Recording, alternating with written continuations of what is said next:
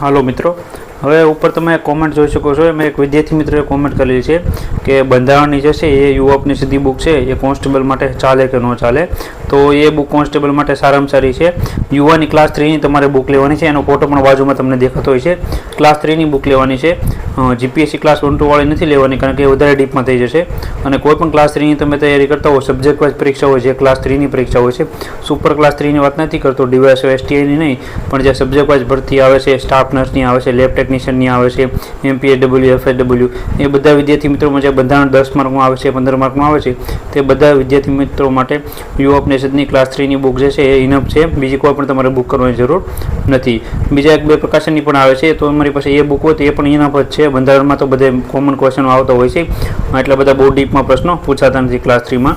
તો એના માટે તમે આ કોન્સ્ટેબલ માટે બુક લઈ શકો છો. આ સારામાં સારી બુક છે. આવી રીતના એક વિદ્યાર્થી મિત્રની કોમેન્ટ હતી.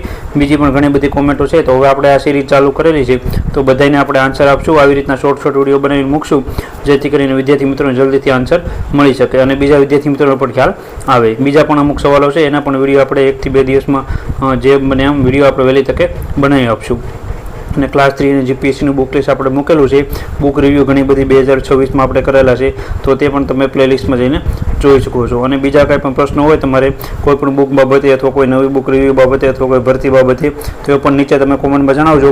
તો હું તમને એનો પણ અલગ અલગથી દરરોજ 2 થી 3 વિડીયો તમને બનાવી આપી, જેથી કે તમને જલ્દીથી જલ્દી વહેલી તકે જવાબ મળી જાય. કારણ કે એટલી બધી કોમેન્ટો આવે છે, તો એમાં બધી કોમેન્ટોમાં આન્સર આપવો શક્ય નથી, તો ઘણી બધી કોમેન્ટો જતી રહી છે. તો એના માટે એક આપણે વિડીયો સિરીઝ ચાલુ કરેલી છે.